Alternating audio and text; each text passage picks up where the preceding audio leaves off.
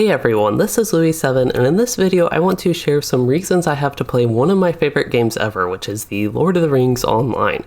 We are many years past the game's peak and its original launch in 2007, but I really do think this game still offers some great things to make it worth playing 14 years later in 2021. Throughout this video, I will be covering in depth a variety of aspects of the game, including its relation to the Lord of the Rings universe, the gameplay, and many other aspects surrounding the game. I hope this video and these reasons I have will be helpful for you to decide if you want to play LOTRO or if it may not be the game for you.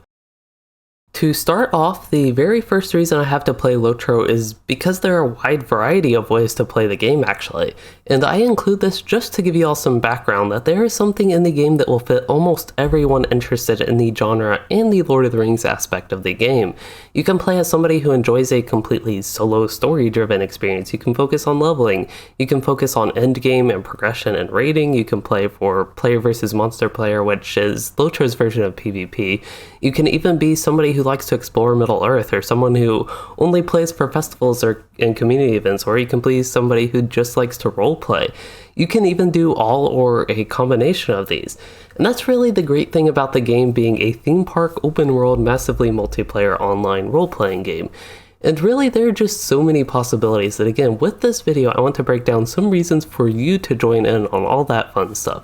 So my next few reasons have to do with immersion in the game and the world, which I believe to be a very important part to an MMORPG, or even any game I play for that matter. So the second reason I have for you on why you could consider playing LOTRO is the story and lore in the game. I am personally not the most invested person in the Lord of the Rings, to be honest, but LOTRO remains true to the books, notably not the movies. It does so in a universally praised way that makes sense in an MMORPG environment. In-game, the book quests, which are also called the epics, these are the ones that follow the Lord of the Rings set in the Third Age that is also seen throughout Peter Jackson's film trilogy. These book quests are easily manageable for a solo player just interested in getting the story, but there actually are some extra contributions in group content that can say give you a more thorough fill of the Lord of the Rings world in LOTRO. And speaking of the world, LOTRO does provide an excellent creation of a virtual Middle-earth, especially considering just how old the game is. And now I will say the graphics aren't super amazing or very modern of course, but the landscapes are amazing, and that is actually a topic I want to save for later. But to connect back to the story, LOTRO does provide some excellent sites that you read about in the books and see in the movies, and in-game they are available for you to freely roam around as the game is an open-world MMORPG again. Moving on, the third reason to play LOTRO that I have is the questing content outside of just like the book quests. Overall, LOTRO's questing system is quite similar to that of many classic MMOs, but I personally find that really fun and truly do think it is a reason to play. Additionally, the questing allows you to learn more about these side stories that aren't really directly told in the Lord of the Rings content. With it, you get to learn about all these different people, factions, and even creatures, both like friendly and evil creatures. And to give a little bit of example, I think a zone that really highlights this is Foreshell, which is roughly low to mid 40s to 50ish in terms of level. The questing here is quite unique, but in the Frozen Zone you get to learn about the natives and help with some of the threats.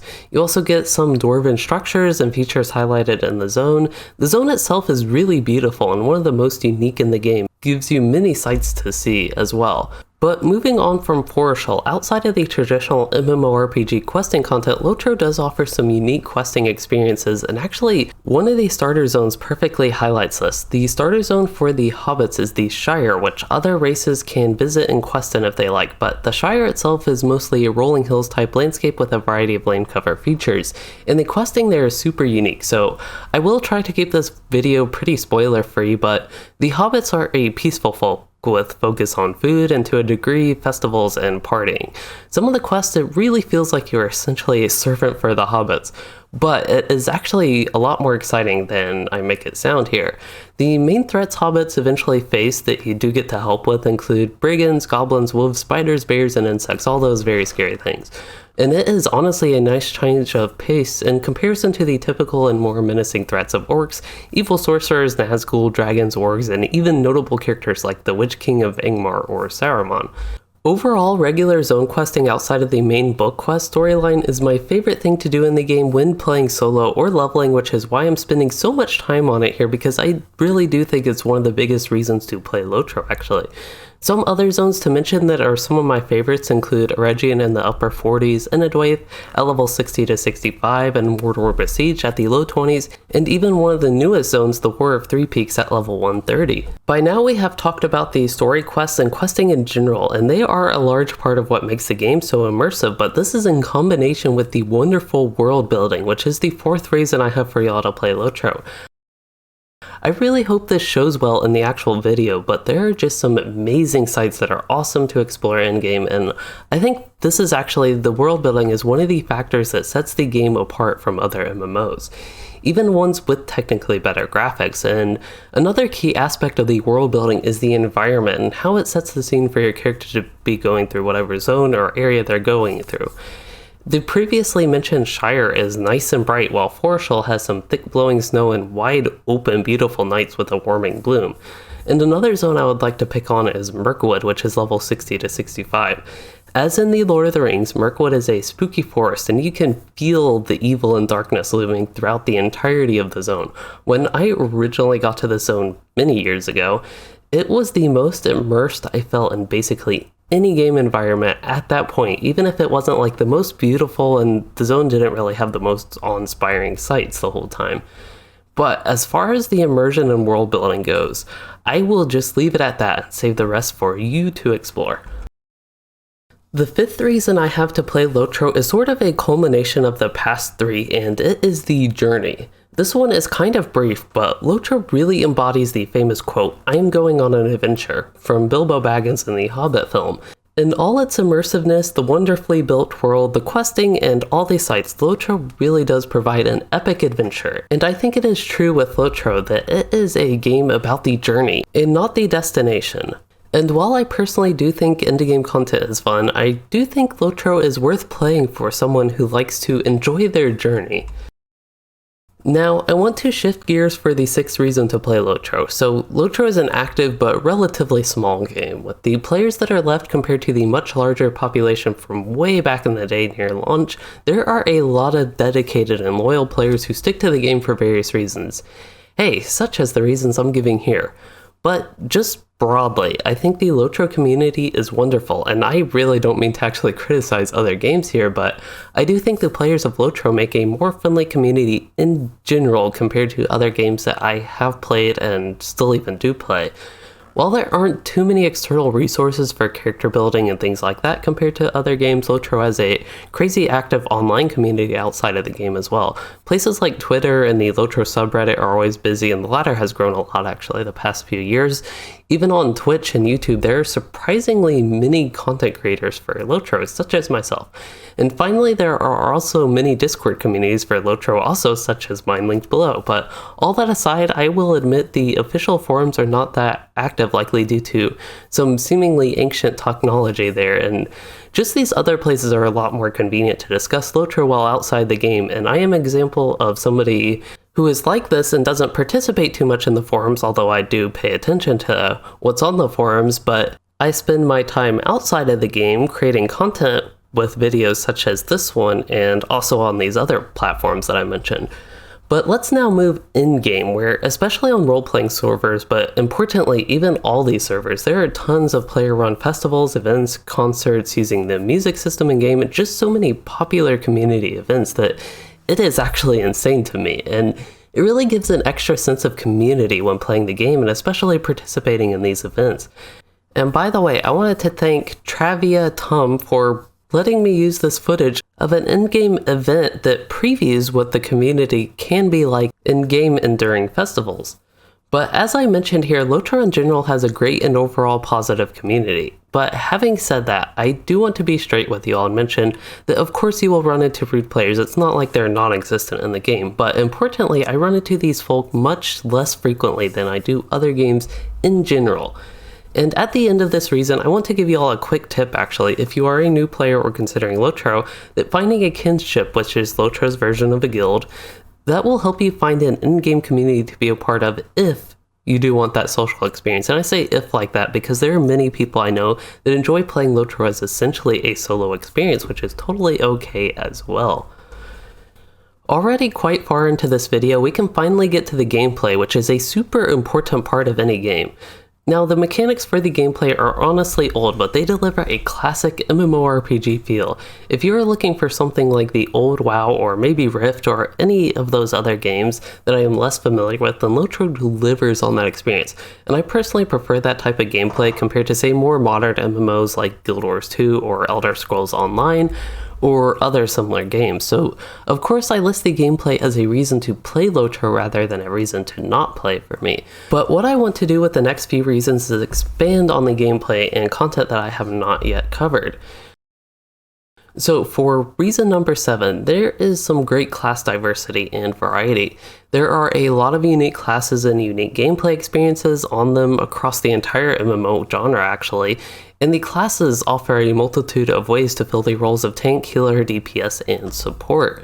There's a good variety of melee, ranged, and tactical classes, and there are a couple classes with pets, the Captain and Lore Master, but one thing kind of uncommon in the genre that LOTRO has is the support role, which classes can fill through largely buffing allies, debuffing enemies, and also often providing valuable utility in groups.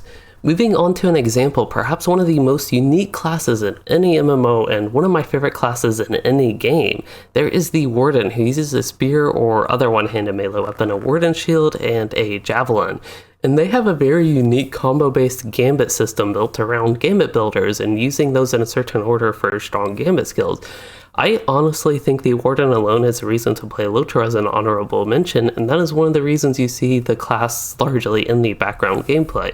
Most other classes are based around the more usual cooldowns with their skills, and they also have resource building and consuming seen throughout a few of the classes, such as the Champion with Fervor and the Hunter who uses Focus, and actually even the Hunter, they have a unique spec that focuses on traps and general survival, which at least for me is super fun to play because it's just so different. And I could go on and on with these examples, but that would take way too long, which is actually almost the point of the section. And I think it really boils down to there being a good selection of class fantasies, gameplay styles, and roles that could fit almost anything a player is looking for. And this variety allows for a very fun alt experience as well, and that is speaking personally as a major altaholic. The next reason I have for number 8 is there is a lot of flavor and fun packed into the skills that each class has. So most abilities do start off pretty basic, but there is usually a lot added to them at higher levels depending on the exact class and spec. In general, skills will emphasize the fantasy of your class, and really I think they help you feel your character's role. And I think for most of these, you really have to play the game to get the full flavor of, but there are a couple skills I do want to highlight here, and the first is Gallant Display, which is a captain skill. This is when your character performs what can definitely be described as a gallant display as you spin twice hitting a single enemy. But the real flavor is this is a skill for captains, which is a support class. The class inspires allies to buff them, and with this Gallant Display skill, the move is so inspiring that it indeed boosts allies with a heal. The skill is not without downside though, as its continued use costs more power, but it has a stronger heal effect as allies are further inspired by your continued display of athleticism. And another very different skill I want to highlight is Combustion from the Runekeeper. This is an explosive fire skill that essentially sends down a meteor on your targeted enemy. So that in itself is a fun skill as a fire-based spec to me, but the flavor aspect of it is it actually combusts open flames you have on the enemy, as in it spreads this damage over time called Rate of Fire, which does burn the enemy for fire damage over time. So that skill is a lot more simple, I think, than the other one, but I just wanted to give a second example to help show why I think the flavor of skills is indeed a reason to play LOTRO. Now, I want to shift to group content as the 9th reason to play LOTRO, and this is really where the variety and uniqueness from the 7th reason I talked about comes into play. There is tons of group content in LOTRO, even on the landscape, but I want to focus on dungeons or instances as they're also known. I would say dungeons overall are about what you'd expect in the genre, with trash fights leading to boss fights that often have unique mechanics, but I will say LOTRO has some of the most unusual fight mechanics, and I mean that in a good way, actually. I won't go into great detail here because of time constraints, really, and to keep things spoiler-free, but I think there's some wonderfully designed mechanics that can cause some fun confusion and chaos and keep you interested in the content in many of the instances and raids. And I do think most of the raids and instances provide players a reason to play because they are fun, at least to me. And one thing to touch on is the type of enemies we see in group content, which is basically everything, actually. In the newest raid at the time of this video, there is a giant warg that's basically elephant-sized, and speaking of elephants, there's also Mumax, also known as giant elephants in multiple raids. There are also quite a few massive and massively nasty spiders such as Shelob. There's of course tons of dragons and drakes, which are always fun to fight, and they also always have good treasure, or so at least I've heard. And the list here goes on, but even the more normal types of bosses such as orcs and goblins and trolls and the such, they can still provide very fun fights. And I think in general with the content, raids also do provide some extra context to stories and let you see exciting matters unfold, such as with Saruman of many colors in the Tower of Orthanc, or the Witch King of Ingmar, who actually comes up in a few group instances. But setting that aside, to go back to how you play through the content, what I really enjoy is the way you can what I really enjoy is the way you can combine different classes and specs to go through content, and I think that kind of building, management, and strategizing could give some people a reason to play LOTRO, and is in fact one of the reasons I play LOTRO. But I must say that at least at high difficulty in-game content, there is always a meta, and usually certain classes will just straight outperform other classes in the same role, which I really want to be fair with this video, and that is frustrating to me, definitely. But I do have an honorable mention here for a particular type of group content, which is skirmishes. The system isn't for everybody, and it's not perfect, but I think skirmishes are a very fun type of scaling content that can accommodate many difficulty levels and group sizes. The system, like many in LOTRO, hasn't been touched on too much throughout recent years, except I will say they started an annual event called Illumines to promote playing through skirmishes for a few weeks throughout the year, and I also find that event pretty fun. So even though it's a little bit old, the system I still enjoy going through and do think it can provide something to be worth playing LOTRO for. Moving on, I think the final few reasons I have to play LOTRO will be a bit more random, with less structure and quicker to go through than before, as in they don't really fit a specific theme, but they do still indeed provide reasons to play. So moving into double digits, for the 10th major reason I have to play LOTRO, we are going to talk about cosmetics and player housing as a two-for-one, really, actually. First, I want to cover housing, and I am going to be honest, I very much so have neglected my houses in LOTRO, but there's a robust player housing system where you can get a thematic house for each of the different races, such as a little hobbit home, or a grand elf home, or a dwarf house in the mountain, etc., and there are even more grand and unique neighborhoods in Rohan and Gondor. In LOTRO, you can decorate your house with so many varying pieces of furniture, ranging from like basic tables or animal skin to giant dragon statue in your front yard. And there are tons of different trophies you can loot off of enemies and display in various parts of your house as well. And the list goes on here, and I know actually many players who spend most of their hours in game actually play for their house. There are even fan sites dedicated just to housing, such as Deco du Milieu. So in summary, I think housing definitely provides another reason to play LOTRO. As for cosmetics, that really is a whole game inside the game. I think even more so than housing, cosmetic armor and weapons motivate many players into doing different kinds of content. The overall cosmetic system I wouldn't say is as accessible as, say, compared to World of Warcraft's latest version, where every single piece of armor you loot is stored for cosmetics later. Instead, in LOTRO, you actually have to have the individual pieces of armor you want to equip, and then you can put them in different cosmetic sets, which, by the way, these cosmetic sets, you can swap them on the fly whenever you want. That is outside of combat. There is also the wardrobe system that lets you put any type of armor or weapon into it, and then from the wardrobe you can use it on any character, any of your other characters, without restrictions. So for example, minstrels are usually restricted to light armor, but you could actually have them visually appear decked out in heavy metal armor, if you wish. Finally, there are also many different colored dyes, which I have a ton of fun exploring these, and they let you change the color of certain parts of armor so you can create a colorful blend for your character, or something thematic towards whatever your outfit is. And overall, I just think the cosmetic system and available sources of cosmetic armor and just the large variety of armor types and different looks, they provide a game in the game that can be worth playing for some people. On top of that, there are even cosmetic pets like a little Mumak or elephant I have, and I love those, or there are also many dogs which you can get, which of course I do love those as well. Moving on, deeds will be the 12th reason I have to play LOTRO. The deed system, I would say, could be either actually a completionist dream or their nightmare. There are so many deeds in the game that complement your journey. There are simple things like complete so many quests in a zone, explore certain areas in the zone, or slayer deeds to kill so many mobs of different types in the zones, and multiply those deeds by all the zones in the game, and that is a whole lot of deeds.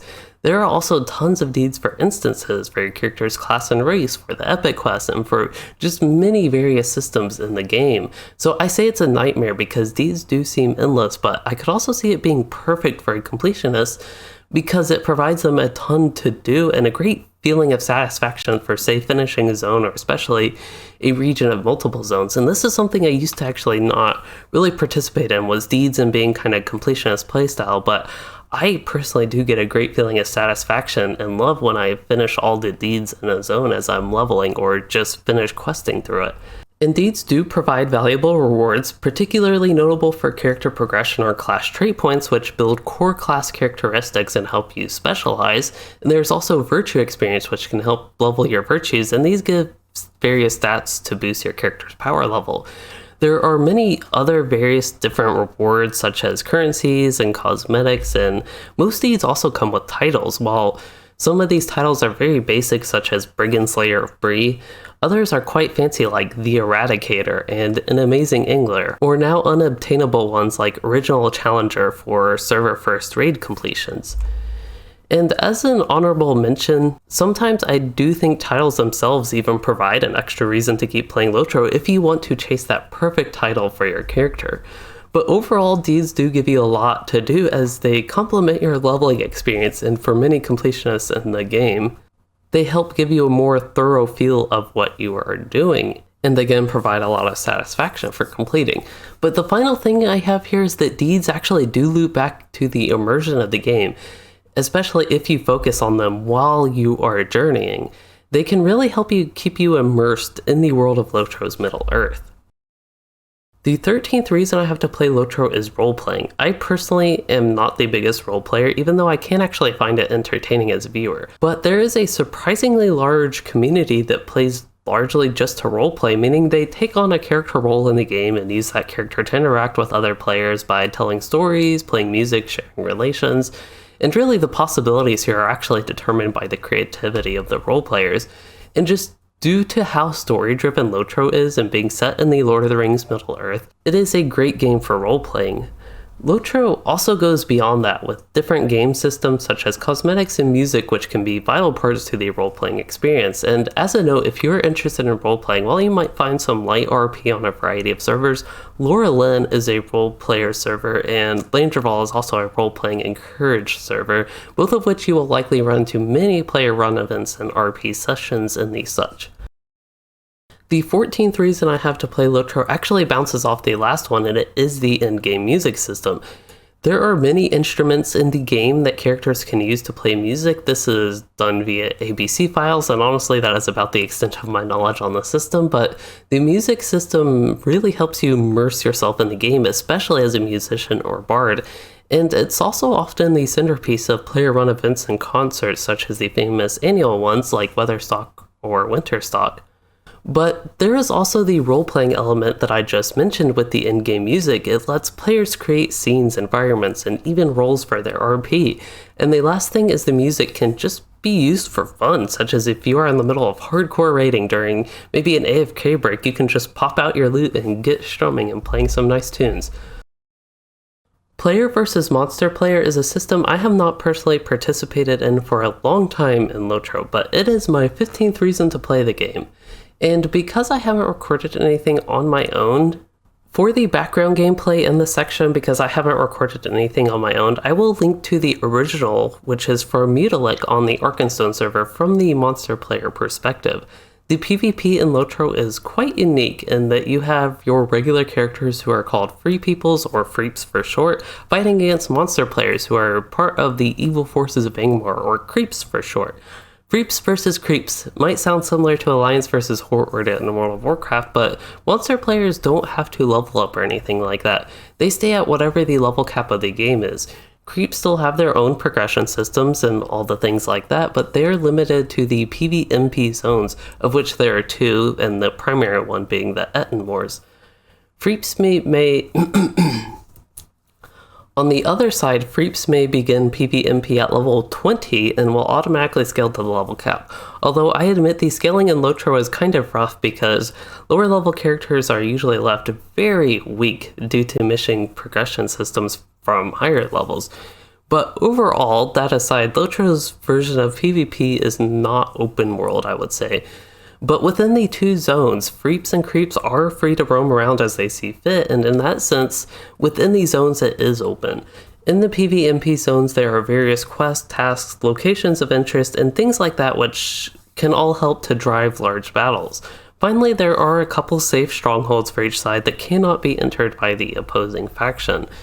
And due to the uniqueness and all the Lord of the Rings lore stuff mentioned throughout this video, PvMP is fairly popular and has a large community of its own, which again I do want to thank Mulatic, who is a part of that community, for letting me use their gameplay here. But player versus monster player definitely gives a reason to play LOTRO if you are interested in that sort of thing. And as a final note, I want to point out that in recent months there have been a lot of updates and balance passes and progression updates aimed at PvMP, which has kept it fresh and rejuvenated community interest lately, but only one question remains. Will you choose to fight for the Free Peoples as a Freep, or fight for the Army of Angmar as a Creep? This has been a long journey of a video so far, as we make it to the second to last major reason I have to play the Lord of the Rings online. And this one honestly is somewhat of a cheat because it is more of a reason to at least try LOTRO. So LOTRO is a free-to-play game, meaning you can create an account, download the game, make a character, start playing, all that for free. There are of course some limitations and encouragements for you to spend money to support the game, but you can get access to a few zones and ultimately landscape questing content that goes to about level 30 or so. Along the way, you can unlock the premium currency called LOTRO points, which can be spent in the LOTRO store for various goodies, quality of life items, unlocks, and all sorts of things like that, including actually quest packs for more zone content or even expansions and things like that to continue your progression too. So all of that is good, and because there is almost no investment besides time in trying out LOTRO, I think the free-to-play model is a reason to play. It also lets players who may not have funds who used to pay to play to keep playing, but again, with limitations. But because I want this video to be fair about the game, I unfortunately do have to be a little bit more critical here, and while when free-to-play was introduced over 10 years ago, and it was a friendly system relative to other games back then, nowadays times have changed, and honestly there are some rough spots in LOTRO's free-to-play system. First off, there is a ton of content in LOTRO. As new content is added, the cost of the game goes up and up, and in general, Standing Stone Games, the company that runs LOTRO, does not do much to lessen the burden of spending required by new and returning players to unlock the content. For people who have played all these years, such as myself, the occasional release of a new update or expansion isn't much, but it is expensive or takes a ton of grinding in-game to get all the content you need for the full LOTRO experience, especially from a fresh start perspective. So with non-expansion content, becoming a VIP subscriber helps a lot, and then it gets you all the quest packs. But even then, you have many levels and story-based content that is locked behind old expansions. So overall, I would say the monetization systems of LOTRO provide a very confusing, and even I think frustrating experience for new players due to complexities of quest packs versus expansion quests, and VIP versus premium versus free-to-play. So while I list it as a reason to play LOTRO, it may not be a system that actually works out for you. However, there is some light shining through for the future. They recently revamped the LOTRO market, which now includes all the old expansions in a single bundle called the Expansion Trove. VIP subscribers are also getting more various benefits than ever, such as the most overpowered item in the game called Subscriber Town Services. There have also been some seemingly unofficial talks about including more content available for free-to-play players in the future.